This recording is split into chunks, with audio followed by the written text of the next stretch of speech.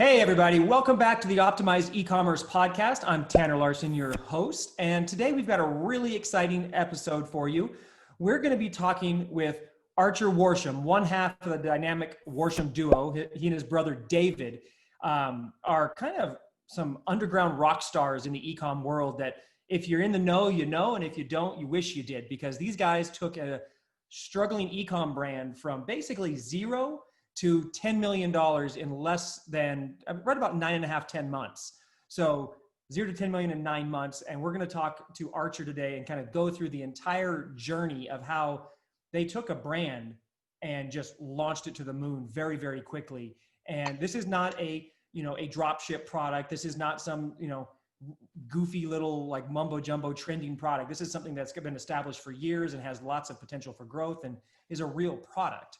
So Archer, before we get into this whole brand story of how you guys actually just scaled like crazy, why don't you tell a little bit about yourself and like why you're in, a foreign country right now when you're from the US, and kind of go with that part. Yeah, sure, man. Yeah, so I'm in Serbia right now, of all places, kind of a random country for an American to be in Europe. But I'm here because it's one of the countries my wife can go to without a visa. So here during the whole COVID pandemic, it's nice to be together, with her. So how I got started, let's see, I did 6 years in the Air Force. Soon after I joined, I wasn't liking it much. I learned about marketing online, dabbled in a bunch of things, which led up to e-commerce. And it led up into, selling on Amazon pretty much for a few years. And then selling on Amazon, it led me to doing some consulting and teaching other people how to sell on Amazon. And sure enough, one of my students had met the owner of the brand that my brother and I, David, had partnered with. And, she introduced us to her. And from there, it just, everything else just took off from there. So the partnership was made, and we just took her existing brand, which wasn't doing much at all, had no traction, and to being one of the top selling companies in her niche. So guys, two things. One, Archer, I want to touch on some of the more Amazon stuff, because obviously you've learned a lot in the Amazon space and why e-com was the transition and everything. So I want to touch on that. But guys, for those of you listening or watching on YouTube, we're going to be referring to this brand as the hair accessories brand, because that is the niche that it's in rather than the actual brand name. This brand is still scaling rapidly and has the potential for a nice, sale or exit later on. So just in honor of NDAs and things like that, we're going to, remove the brand name from the discussion, which isn't relevant to your guys' anyway.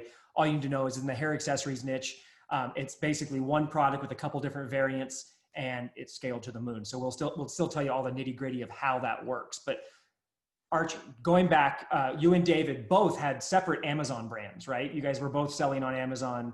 And then because obviously you were selling successfully on Amazon for a while. What led you away from Amazon? What was kind of the writing on the wall that you were seeing? Yeah, the big thing for me was the not having control and not being able to collect data.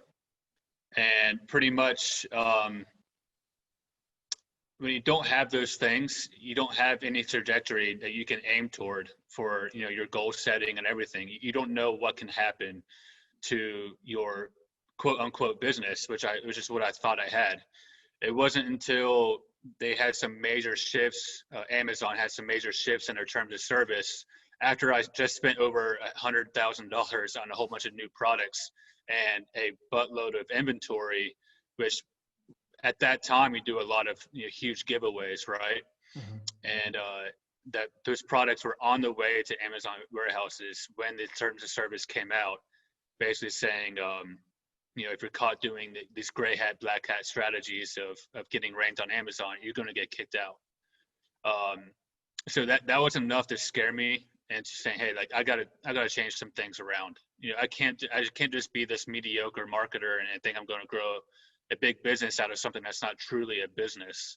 Mm-hmm. And so Amazon I said, you know what, it served a purpose for me for a few years to get my feet wet in the e-commerce game, but now I need to step it up and learn what people are doing outside of Amazon that's actually growing a business that you actually had more in control of, Absolutely. And so that's what I did. Totally. And obviously, my Amazon story too. Like we've definitely learned our lesson in putting too many eggs in that basket. So how about the shift, like going from Amazon, quote unquote, Amazon e-commerce to traditional store-based e-commerce? How was that shift for you? It was quite a huge shift, honestly. I mean, through Amazon, I did learn quite a bit on the front end of knowing how to get attention, knowing how to display products the right way, how to speak to customers, copywriting. I learned quite a bit of things on the front end, but I honestly had no idea what I was doing. I would say in the middle ground and on the back end, and on the back end. Middle ground meaning like actually building a Shopify site, how to build it, how to do it correctly. And in the back end, shoot, man, I didn't know anything about email marketing or what to do with that data once I had it. So it was a huge shift, man. I had a lot to learn. Awesome. Yeah, no, it's a big shift, but you also, another thing that you're kind of taking for granted a little bit, or probably just didn't even think about, is one benefit that Amazon sellers have who've been successful on Amazon transitioning off is they've already figured out the product game. They know how to find and source and private label, and they don't struggle with the, oh my God, what do I sell, as much, because they've already been through that multiple times, and gives Amazon sellers a nice boost when they want to move off. Plus they can use some of their existing products a lot of the time. Oh, right. Yeah, absolutely, man. Yeah, I mean, that's a big part of the Amazon game, right? Is sourcing and finding the right products they're selling. Whether or not there's, major competition in that particular keyword, searches that you're looking to rank in, or it doesn't matter. You're learning a lot about, finding products, sourcing, how to speak to manufacturers, suppliers, shipping times. You're learning a lot of logistics as far as the front end of an e-com business, for sure. So, okay. So you guys, you transition out of Amazon. One of your Amazon students introduced you to the lady who had created the hair accessory product that you and David wound up partnering with. Okay. So we're at this point, you've partnered. You're both still pretty green in the traditional e-com world, online storefront thing. I guess as we go into why don't you touch a little bit on your strengths and David's strengths and kind of how that helped the brand take off? Yeah, sure, man. I mean, my strengths would definitely be more on the creative side, and more so seeing like the bird's eye view, like what needs to get done to start moving some things, right? Like what are the most important factors? I'm more of the visionary type guy. So I see the vision of what can be with the right pieces connected, right? And David is a very analytical, he's a type of guy who can read directions or learn how to do something in intricate details and read that data and improve upon it, where I'm someone who's like, who would never go to IKEA because I can't read directions, right? I just throw it together. But I'm more the visionary, so we're two completely different guys. But you fit pretty well because, right? So David handled some of the ad side, and you handled more of the creative, and then you guys kind of work together on that aspects, right? Yeah, exactly, man. I mean, there was a lot of creative on the front end that's very important that needs to be addressed. So he was more so very good at Facebook ads. He knows how to dial in Facebook ads, Instagram ads, all around ad buying, where I didn't have that experience. I'm not good at looking at numbers. I'm not good at, just being really focused and keyed in on certain details, where he is, on my side, I'm very good at creative and messaging and getting attention and knowing how to get customers attracted to a product. Yep. All right. So there's the background, guys. Now we're going to get into how it gets cool and just really how amazing these two were at taking this brand that had literally no online traction, no sales. And I remember, I guess, I'll tell them this because this is exciting. This store went 0 to 10 million in 9 months. But I remember when they first started working with us, and he can tell that story in a second, there was a screenshot that he posted in our Facebook group where it was like the first month the store had done like $2,000 total.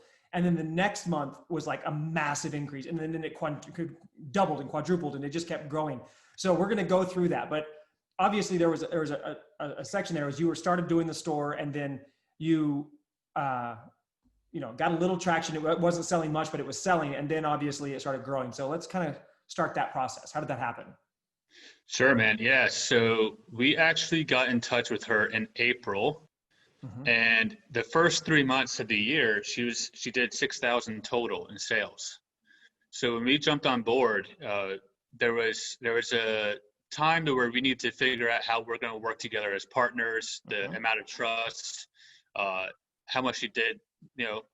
There was growth needing to be made in our relationship, and we needed to prove ourselves, right? She's been burnt before working with other people who promised big things, but they didn't happen. So we had to prove our stuff. And what was funny is, I remember this, it was the very last day of April or the day before. And we asked her, hey, tomorrow's the last day of April. Can we spend $1,000 in ad spend? Like, our return on ad spend was just ridiculous, just on soft ad tests, right? And mainly stuck around with just retargeting ads, increasing some budgets there, just really basic stuff. And she said, sure, and with that $1,000, we made $6,000 back. And and then from there, she said she was jumping up and down on the phone as she was talking to us that day. So we were off to the races in May. So so you're off to the races. You made $6,000 off the first $1,000 ad spend, which is an amazing ROAS, right? That's awesome. And then why don't you touch on like some of that initial growth curve? What was that initial growth curve like? Yeah, so in May we did about 560K, somewhere from April to May. So April was 6K, 12K for the year total, and then May. Well, March or January through March, it was 6K total. Okay. April, we did jump it up to about 30K because around the middle of the month, we started doing a little bit of soft testing and started increasing some things. And it was at the last day, we did that 6K, which was quite it was much larger day than the whole rest of April. So 30K in April, 560 some odd thousand in May. In May, yeah. And then in June, we did, I'm trying to remember exactly. I believe we did a little over 500K. No, or it was probably around about the same amount, 500K to 550K. And the only reason being is because of inventory issues. Yeah. So, I mean, the ROAS was ridiculous, and we only had only a few different ads running. So we weren't really testing heavily on more creatives yet. We just had some really amazing few ads that were doing extremely well. And it's literally just around the corner, we were running out of stock. So, because of that, we had to dial it down back some. We were able to get back in stock, and then I believe it was in July is when we hit about $750,000. And then August was our first $1 million month. So from April, basically startup, to August, you're at $1 million. Okay. Right. And then, the growth curve was really rapid. And I mean, the cool thing was I got to witness it and be a small part of it, which was awesome, getting to see you guys do it. So obviously from there, you guys kept going. You had some stagnant times, and then it grew, and then it obviously went to 10 million in a total of 9 months. But before we get to that advanced part, let's start with kind of some backstory in how you were able to achieve that crazy growth. Like, what changed? What was working? How did you figure out what was working? What did you do? Yeah, absolutely, man. Like I said earlier, I didn't really have much experience with Shopify. I did some drop shipping in the past. I didn't have as much, I would say, luck as David did in the very beginning.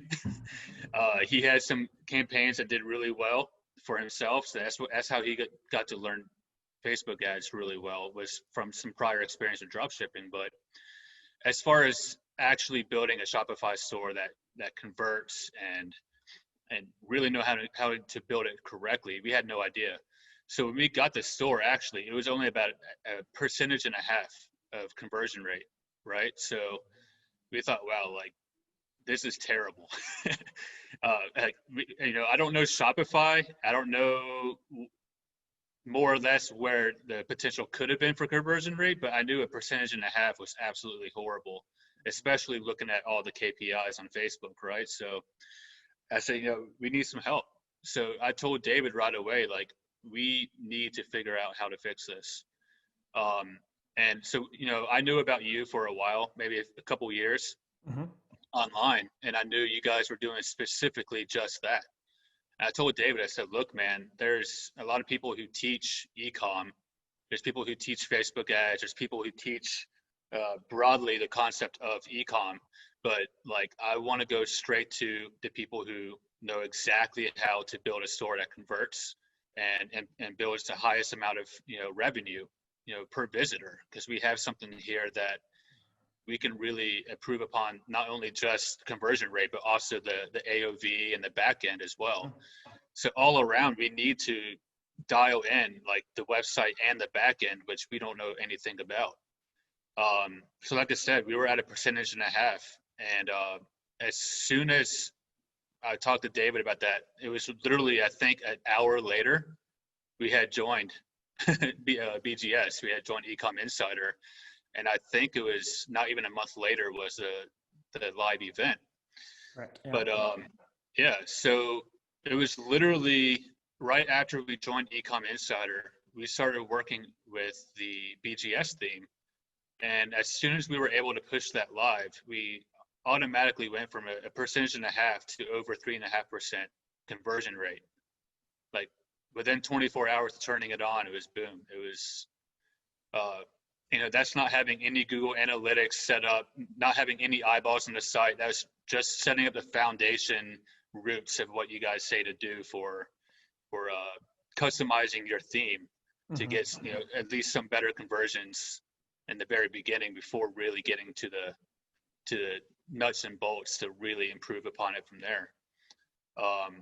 But yeah, I mean, once we got to that 3.5%, I said, wow, man, like it was literally that easy to get 2 more percent. That's crazy. And I said, there's so much more information in here that we need to get into and, get on it. Right.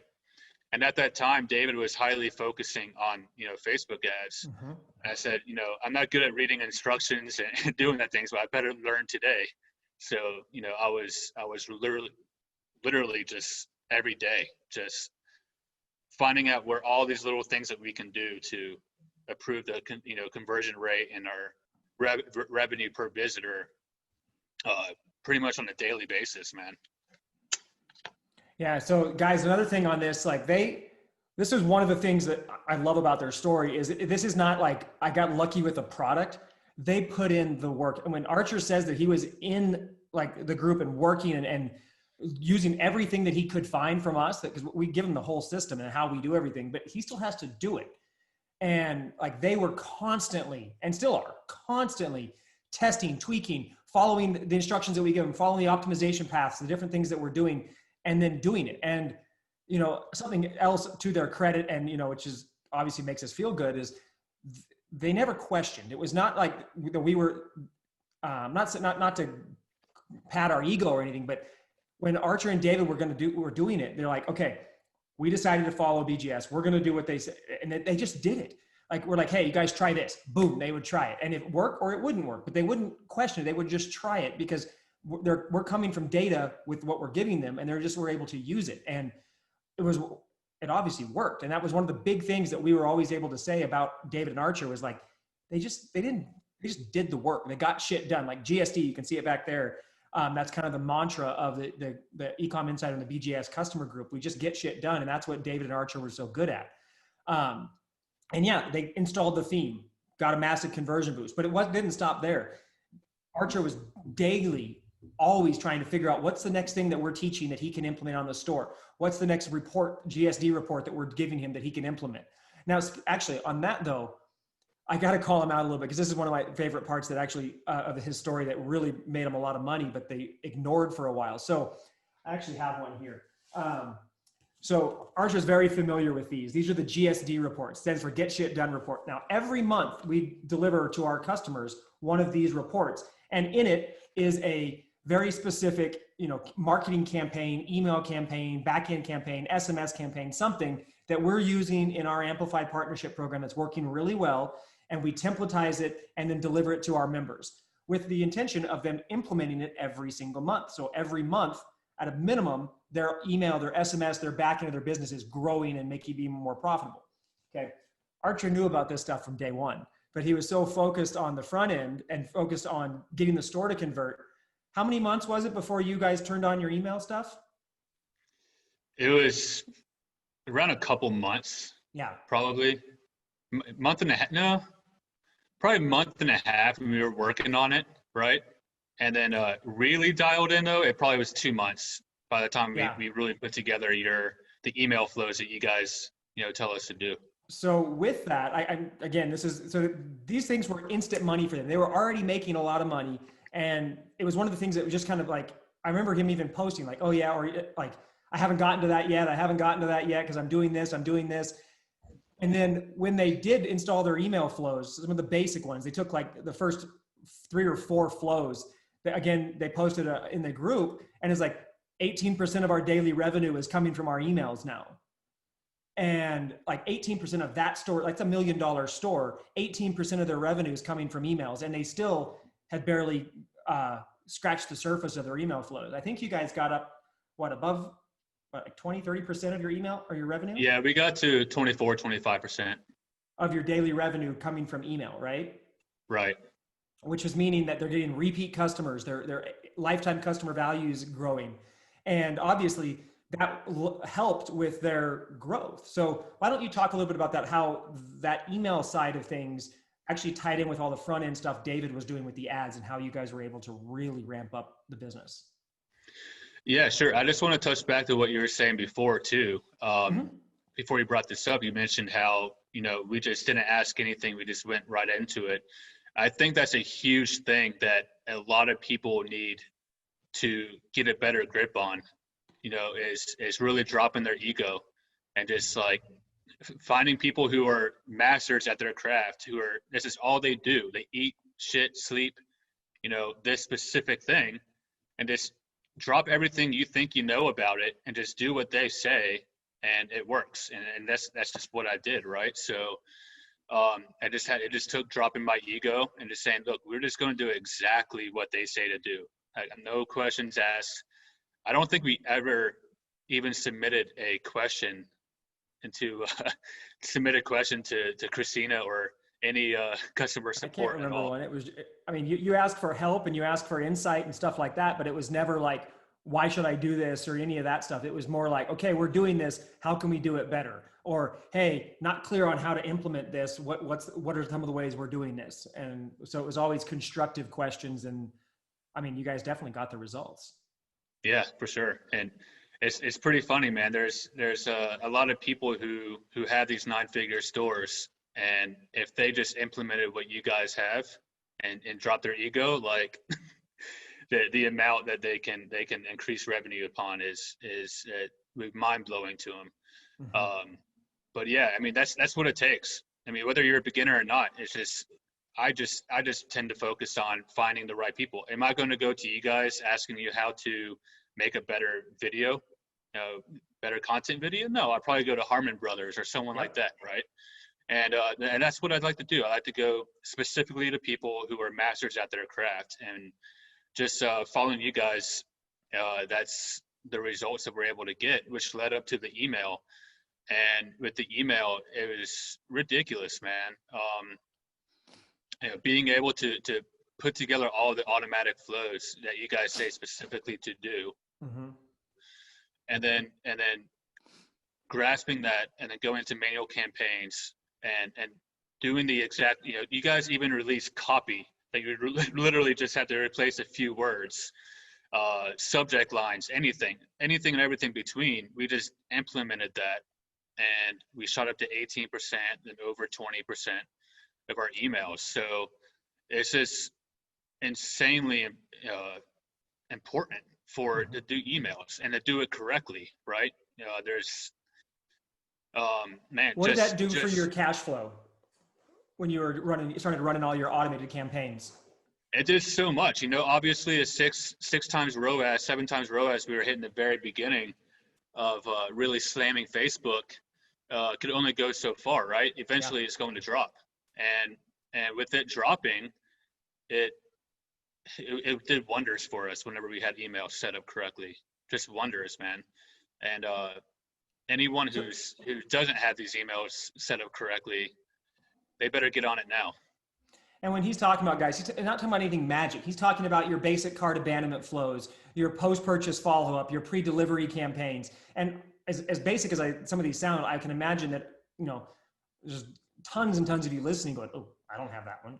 What is that? I don't even know. Like, there's so many because email is like the most neglected aspect of e-com, but it's huge. And so I want to touch on something else, like aside from the email, but where it backs it up is Archer talked about 6x ROAS. That sounds super sexy, but it's not sustainable, especially not on your path to 10 million and beyond.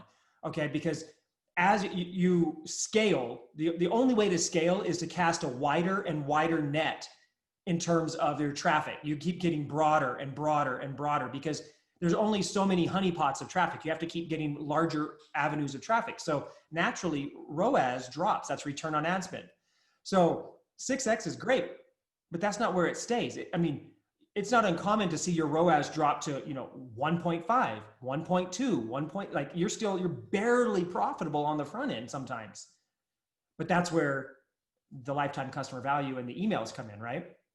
Oh, absolutely. And just the energy can go right back into Facebook, right? Now you have more money to spend on ads and experimenting, different types of creative. That was a huge thing for us, was being able to, like I mentioned in the very beginning, high ROAS, very little ads that we were pushing. So I said, look, right now what we have with these products, we need to be really pushing out more content and just have a really, really strong front end. Mm-hmm. Obviously, in order to do that, we need to have a strong back end. Right. And having that back end, this cash flow coming in, allowed us to keep scaling the company in a very healthy way. Yeah. So with that though, let's you get to about 1 million a month, right? That was in July, I believe, because they also got the 7-figure award from BGS their second month in as a member of our program. So they hit their 1 million really fast.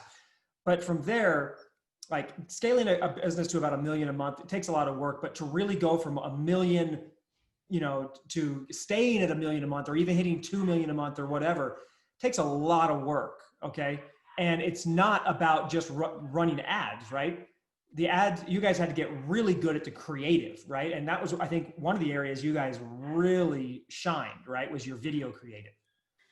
Yeah, absolutely, man. That's where we really put the hammer to the nail. Really tough. So we basically said, look, since we're hitting Instagram and Facebook really hard, Instagram was huge for us as well. So I had to plug that in there. Our demographic was more so in the 30-year-olds, but we also had a lot of 20-year-olds. So it was important for us to really slam creative in a way that whenever women would see our product, they would see a new ad every single time. It was new, refresh, exciting. Every time they see it, there was a different angle, different messaging. It connected with them differently, depending on their background and everything. So there was a lot of different things that we really wanted to experience on and see what performed best for our front end. And basically what we found to perform best for us was to keep slamming new content. And by doing so, at any given moment, we had 400 to 450 running ads in our Facebook Ads Manager. We were creating over 100 new Facebook video ads every single month that we were testing. And with doing that, man, it sounds like a lot, and I wouldn't say to anyone else that you absolutely need to do that in your store, because in most cases you don't. This product was for the masses, and practically almost. Okay, so yeah, that makes a lot of sense. And a lot of companies don't necessarily have to do that. But with your video creatives, you guys did something that was actually pretty cool. You know, everybody makes a lot of different varieties of video creatives, but you guys layered more niche specific stuff into your creatives. Now, this is a hair accessories brand, guys. So girls wearing something in their hair, right? Like, so there's only so many ways that you can show it that you necessarily would think. But what Archer and David did was they got really creative, and they had a great little video setup where they were able to show it in a lot of different ways. So why don't you kind of go into the ways you did that and how that allowed you to tap into new markets? Sure. Yeah. I mean, I think it first starts with the foundation of a team who's all on the same page and same line as to what we want to make and create, right? So it really took having someone in-house in our team, and this woman, Shannon, she was already working with us and with the brand before we even jumped on. And once we became partners, we said, hey, like, look, you are fantastic at directing and making videos. Like, we need to, you know, shift your role up here some, and you just concentrate on that because you're just fantastic at it. And by doing so, we realized, like, hey, she has a lot of model friends in California, pretty much all over the States, just beautiful girls who would love to make more videos, right? And they all are into different things. Some are into basketball, some are into ice skating, some are cheerleaders, you know, a whole bunch of different things, right? So we're able to say, hey, like, how can we really showcase this product in the best way possible? Not only that's going to grab attention to someone who is particularly into that sport, let's say basketball. Any girl who's into basketball is going to grab their attention right away, seeing the background of a basketball hoop, right? If they're at a golf course, if they're cheerleading, we're able to really go wide on our media so we can see which ones were performing best. If they performed average, we let those ads keep running. The ones that we were able to see performed well, we could double down on. And really, it just took doing a lot of different, not just sports in general, but also backgrounds in general, like going and throwing paint at their faces, because the hair accessory, you know, products had different colors, right? So having graffiti backgrounds and having these very loud backgrounds, and there's so many different things that we tried and tested, and it just worked. So we found that this worked so well, we kept going wide and more wide in that nature. And that, what he's describing right there, is how you keep your ROAS up while still casting that wider net. Because, like, again, they're scaling. They're at $1 million a month. They've already exhausted that high ROAS honeypot market. So now they're casting a wider net, very broad target, like very, very limited on the interest type targeting. So it's huge audiences, right? And how do they do that? Well, they run an ad to a broad audience that has a girl playing basketball with the product in. They have a girl ice skating. They have a girl at a piano recital. They have a girl doing all these different things. And then you have the artistic ones where it's like catch the eye, those kind of things. Because what happens when you cast it to a wide audience, now it's like, okay, I'm a girl, I play basketball. Oh, what is that? That's cool. And then the way that they demonstrate the product itself is awesome as well. So you put those together, and now you can cast that really wide net and do very, very, very well on the front end. But now, what I got to back up here for a second, because a lot of people are like, oh, well, yeah, that's easy when you have a super high AOV.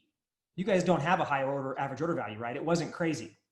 No, it was not even more than $30. Yeah. So this is a low ticket product. And when they say about $30, that was with bumping it up and optimizing their AOV, because it wasn't that when they started. And this is one product with a few variations, color variations, style variations, but we're not talking about like a wide, broad product line. So they were able to take a brand to 10 million with one product and a few variations, and they did bundling and they did multiple purchase options and things like that to do that. So guys, you don't have to have a super high ticket product. It's actually for a broad scalable campaign. I bet you would say it's probably better to not have a super expensive product, right? Yeah, absolutely, man. As we're talking about this, like obviously you guys had meteoric success in this 9-month window. It was just awesome. And so now let's kind of, instead of getting into the linear progression, let's look at what are a couple, like one or two of the biggest takeaways you learned from scaling a company so quickly and so effectively? What would you want someone like another e-compreneur who's wanting to do something similar or is just getting started or is established? What would you want to tell them? Let's actually let's dial that in. Let's start with a big takeaway, and then we'll say, what would you tell the advanced person? What would you tell the beginner person? Because that way you can actually tailor it. Okay. So let's start with what's the biggest takeaway that you've learned from building and scaling this brand? I would definitely have to say that having your site together correctly and having the back end done correctly is by far the most important thing. It's way more important than Facebook ads and what everyone else tends to focus on, right? Because that's the sexy thing. Yep. But really having a dialed in site and back end when it comes to the customer journey and their experience with your company. So I would say their journey and experience is a lot more important. And with experience also comes customer support, right? Oh yeah. I mean, having those things more dialed in is way more important than what you're doing on Facebook ads, which is what most people tend to focus on. Absolutely. So to build on that real quick before we let him go further, so he's basically saying that traffic's not your problem, which is what we'd say all the time. And it's not because he's just repeating what we say, it's because it's what he's actually found out. Because if you dial in your store, if you have your backend in place, if you're optimized through the entire buyer's journey, traffic becomes easy. It becomes much easier. You don't have to be a magician to get traffic to work because everything else on the store is working, right? So that's literally what he's saying. That's what they figured out. And that's why there's a lot of talent and effort that went into this. But if you really break it down, like you said, that's the thing that really makes the difference between going from 0 to 10 million in 9 months is having those pieces in place because it makes everything else work better, right? Yeah, 100%, man. Cool. So now let's break it up and ask those questions that I was jumbling at you a second ago. So obviously that's a big takeaway, but now someone who is already, they've got a store, they're doing well. What would you tell that person who's like, hey, what's going to help me get to that $1 million a month mark, which is what the next level from a lot of those store owners is? Would you say one thing in particular, or? It could be a couple things, whatever you think is the couple things you want to tell them. So they already have a store up and running. And they have a store. They're doing a couple $100,000 a month. But they're you hit that plateau and they just want to figure out how to break through it and reach that $1 million a month level. Right. Yeah, for sure. I would find out by looking at all the data, where are they losing customers, right? And the only way to really know that is by looking at Google Analytics. And when you have a bird's eye view of your whole website, you can actually see like, wow, like here's some easy low hanging fruits that I can build upon to raise my revenue here, build my AOV here. Your KPIs can just dramatically increase, and just build your company so much faster when you have a bird's eye view on your business, where customers are leaking out from your website, where they're paying more attention to. So whenever you double down more on what's working, you can double down on your revenue, right? So turn that 200,000 a month to 400,000. And the only way to do that is to actually know by the data, not just guessing and by testing without any knowledge as to what's going on. It makes zero sense. Yeah. So that added upon email for sure, as we touched on before. So I would say Google Analytics and improving upon the data of what's being shown to you, and improving upon the data that's being shown to you on Klaviyo or whatever you use, which I hope you use Klaviyo for email. But just doubling down on data would be my answer to that. Good. That's very good. And guys, Archer knows it because he sees it from a lot of our stuff and from the people that he talks to as well, that data and actually properly set up Google Analytics and Google Tag Manager is one of the most, not just avoided, but just misunderstood and unused aspects of an e-commerce store. Most people think that having a Google Analytics account, pasting that code in their store and turning on e-commerce capability in Google Analytics is all that it takes. And that couldn't be further from the truth. That's almost worse than guessing, because you're getting that data thinking it's correct, and it's actually just feeding you whatever it wants to feed you. And you're trying to make decisions off data that's false.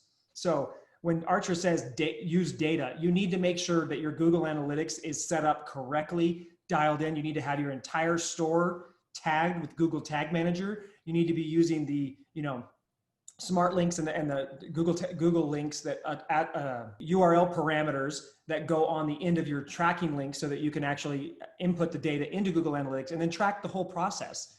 This is how you get what Archer is talking about. And honestly, guys, it's almost impossible for the average store owner to do that themselves. You need to find a professional who specializes in that kind of stuff to install it for you.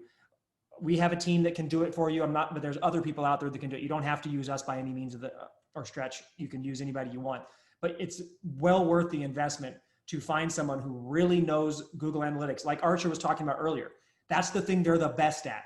That's what they're really good at.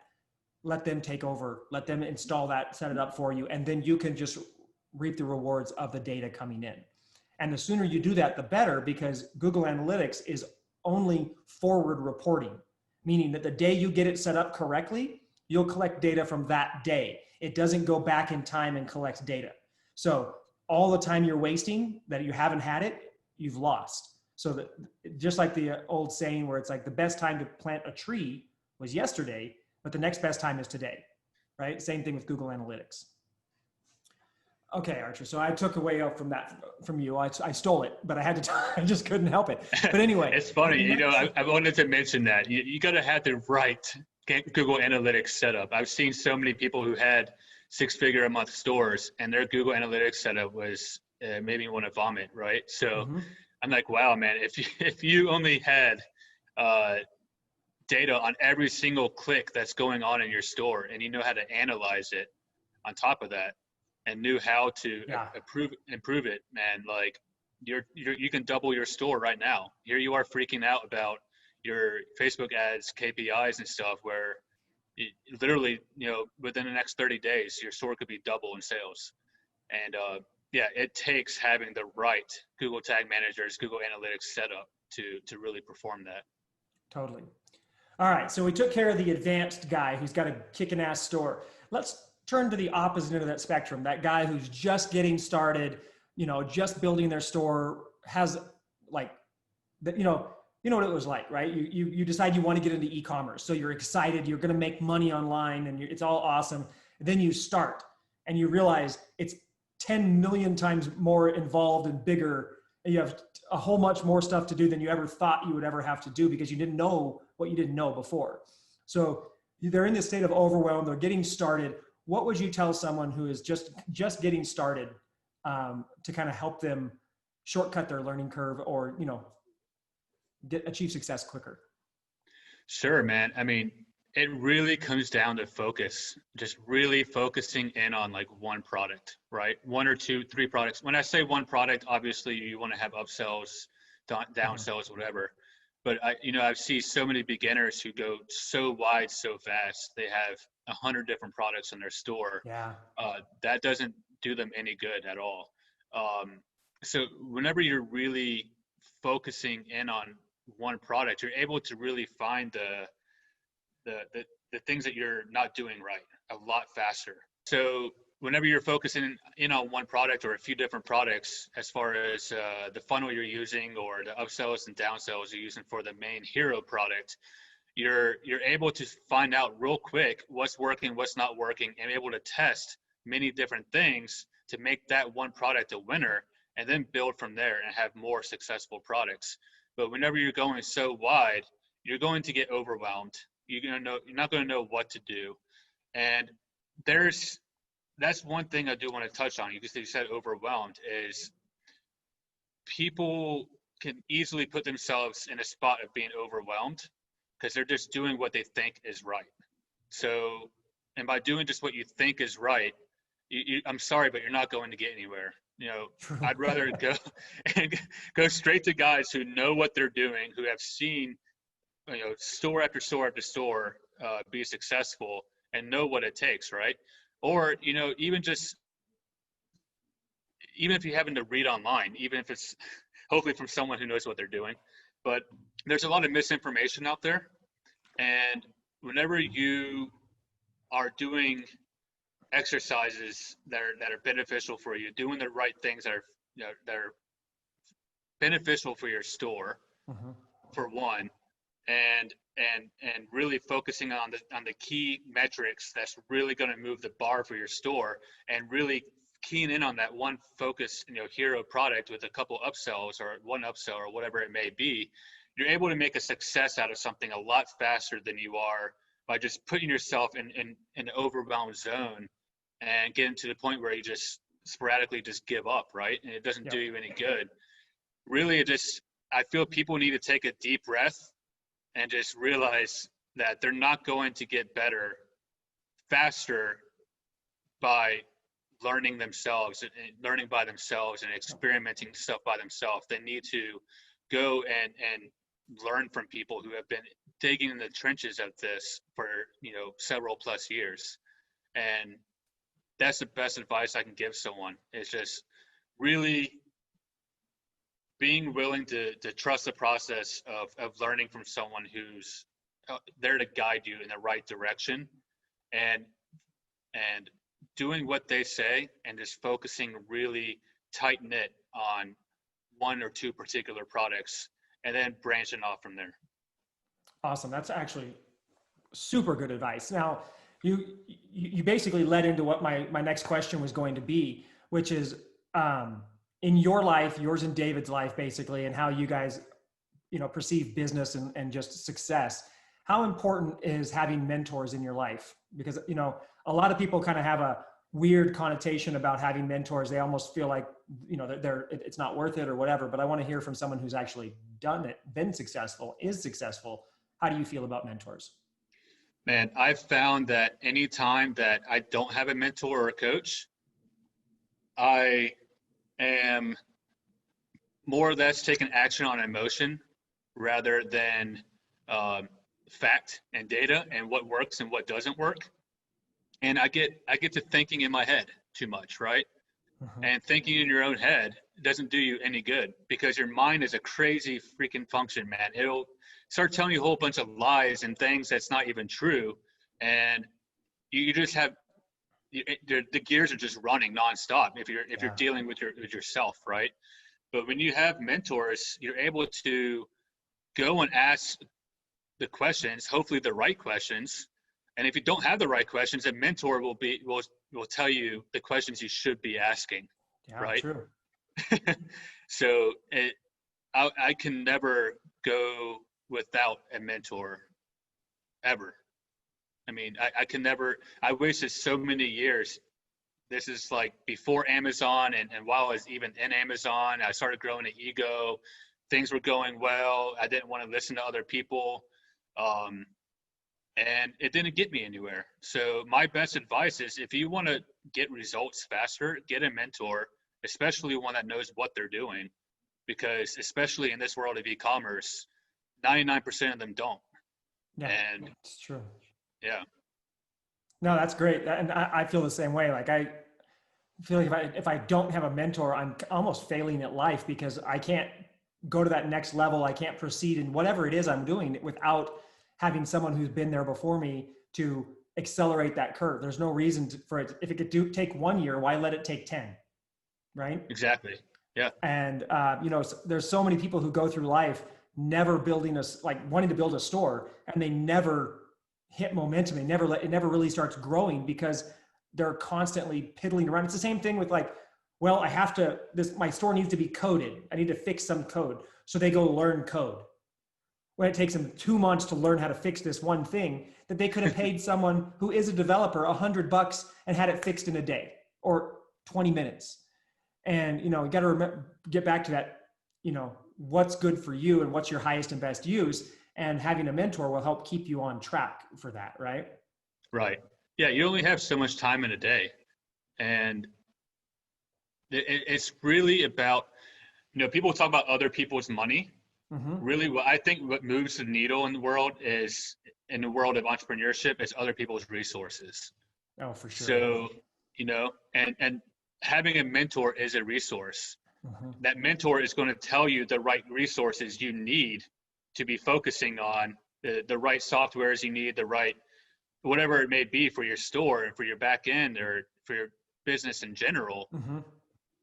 You're gonna have a much faster way of finding out which of those resources you need, and then also how to dial in those resources a lot faster too. Totally. And if you were to go to do it all yourself, man, it would take years for you to find out all the same information for sure. So, I mean, it goes without saying. I mean, get the right mentor. Absolutely.